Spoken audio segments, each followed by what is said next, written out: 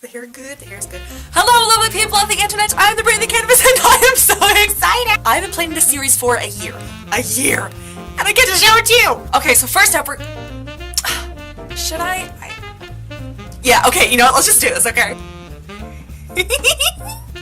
I made ear prosthetics! I don't even care that I have to put spirit gum on. I'm gonna have the ears! So you don't need much, you just need enough for it to attach, and you want to wait just a little bit for it to tacky up. That's what gives it its grippiness. If you want to see how you can make your own liquid latex elf ears, let me know in the comments below. Oh, yeah! It's kind of sticky around where I apply it, so I'm just going to cover that in powder so the stickiness does not spread. Now we are ready to put down the base.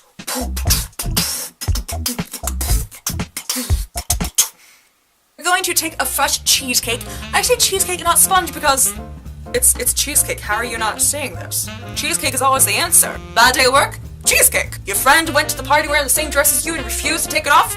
Cheesecake. You feel like you're gonna explode because you ate too much cheesecake? Cheesecake. So I'm using metallic silver cream makeup because I do not have a black cream makeup and this is shimmery! What can be better than shimmer? Except, you know, cheesecake, like I said before. Shimmery cheesecake? Whenever applying cream makeup, you want to dab, not spread, because you do not want to smear it off your face when you're trying to smear it on. Change plans! I'm going to put a white cream down his face because my silver makeup was just a little bit too transparent and thin, so I think with the white cream underneath, it's really going to help the silver show just a little bit more. Also make sure that you get right into the hairline to have a seamless transition from skin to skin underneath the hair. That was weird. It feels like I'm punching myself in the face with a marshmallow.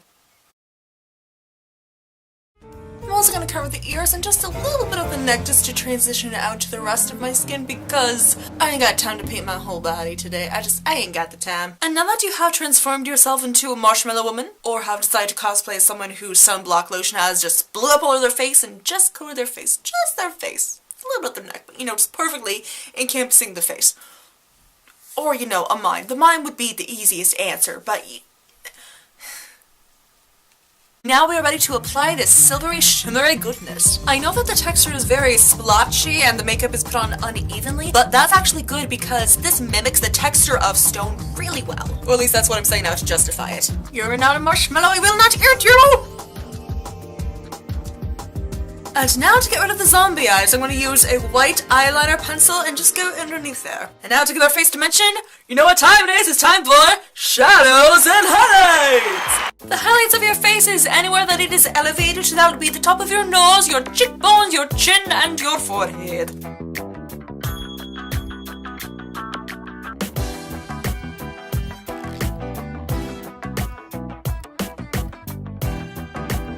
To give ourselves a little bit more of a pointed, elfish nose, you're going to make a little Y with your nose. That's right, it is just a little Y.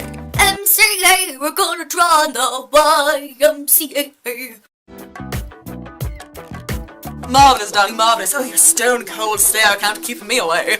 Yes, I make lame jokes on this channel. Now then, moving on, I'm going to take a black eyeshadow and I'm going to define the crease of my eyes. I'm also going to highlight my eyes with some white on the lid and brow bone. To make sure that your highlights are really highlighted on the eyes, go ahead and add more of that marshmallow fluff and then you're going to set it in with some white eyeshadow. I don't know what it is, maybe because most of the face is almost like whited out, but I can't really see my eyes. Oh, there they are! So, I'm going to define them just a little bit more by going just underneath the eye with some black eyeliner. And yes, this brush is a bit too big, but it works. Flaring the nostrils helps with your concentration.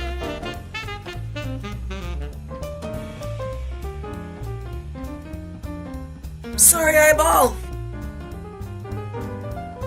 And we're gonna add some black liner to the top. So as you can see, I'm pulling the skin on my eyelid nice and taut to get a smooth, clean, crisp line. Take a moment to rehydrate your eyeballs and... Now for the black loopy gloop to visibilize our eyelashes. My technique for this is I like to wiggle it, and at the same time turn it away from my face to kind of curl it and bring it more up and luscious and yes. And also, yes, I've trained myself to not do the Home Alone technique whenever I put mascara. You know what that technique is. Yeah, that's for nerds. I don't do that. I refuse. Now I feel like I'm playing the nose flute at a very high speed.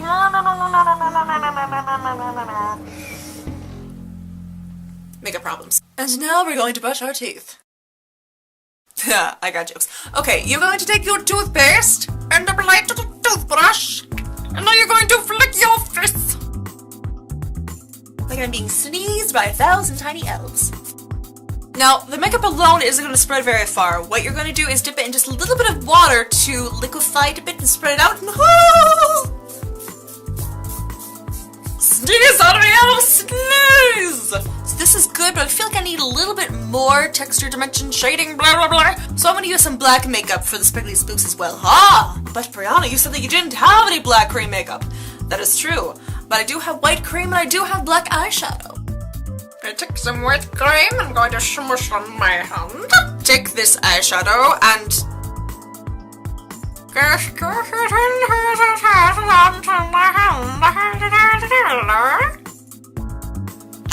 Now you're going to clean your hand. Now look at all that tar just coming right off. A little bit of your rinsing water and flick. And just a little tip here. Don't open your eyes when you're flicking to make sure that it's flicking well, because it's gonna flick right in your eyeball and that's gonna be no fun times. And now for all the fun symbolism. I mean, more symbolism. This is a big... well, it's sort of a symbolism? Yes. On to the symbolism! Next we're going to create the tornado that whisks Zelda away. Again, with the black cream. I don't have black cream, but I can make it. You can use white cream and eyeshadow, or you can use eyeshadow and... petroleum jelly. Why is this not a candle? It smells delightful. Now, you've seen the cheesecake slice, but let me introduce you to the cheesecake. Take the rounded edge and place that in your petroleum jelly black eyeshadow makeup thing, and then you're going to squish it onto your face. I'll get you, Zelda, and your little Triforce too. I feel like I've made that joke before. I'll get you, my pretty, and your little orb too. So basically you're using this as a template or a step to stuff your face with the tornado cloud things, yes. And because we put the tornado down here on the lower right section, we're going to put it up here on the upper left because symmetry is boring. Now being asymmetrical. For some reason I'm French. Why does this happen? Next, we're going to add some red rhinestones, some square rhinestone things, to apply them to the top part of the tornado, maybe trickling down up to the lower parts to hint at Gahirm. It is by his power that the tornado came to existence, so I want to hint him a little bit. Oxygen, let's go. Alright, where does your fate lie? Where shall you forever be stuck? It has been decided.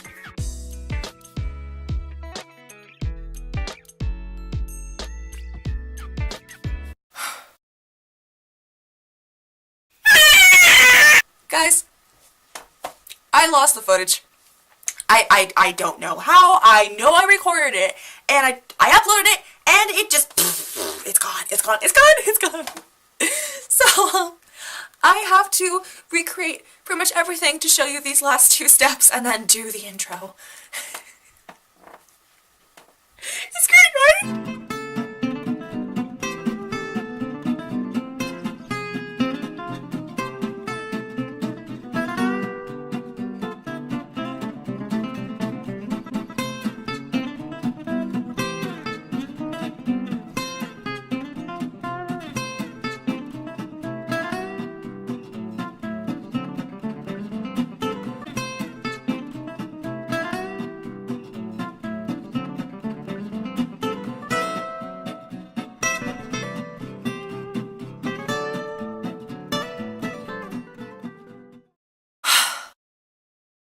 So, where were we?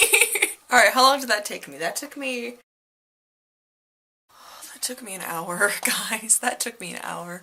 So next we're going to put on the feathers. Now these are not just feathers. Oh, no. These are gold shimmer feathers. Oh, I need some shimmer right now. That was horrible. If you want to see me freak out over more shimmer goodness, you can see the debut of these feathers in my golden snitch tutorial. Make sure you check that out, but not right now because first we gotta put these shimmer goodness things on our face.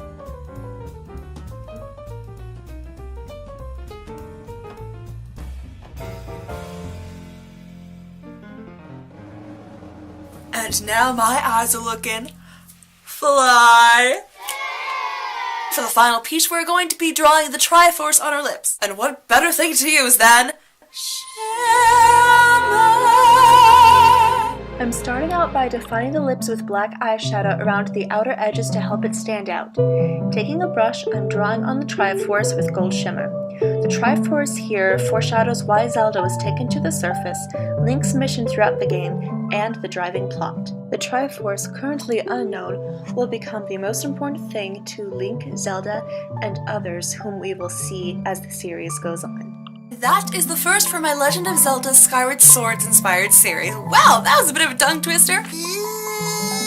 If you'd like to help me get to the acceptance stage of the 5 stages of grief, please boop that like button and make sure to subscribe so you can see my 5 video as soon as that comes out. And that Golden Stitch video, yeah, the time is now. Go check it out. In card coming in 3, 2, To see the pictures from the first time I did this, make sure to check out my Instagram. I think those came out a lot better, so make sure to check that out. I'll be posting a bunch of photos there in the next few days. Thank you so much, and I will see all of you lovelies next time. Bye!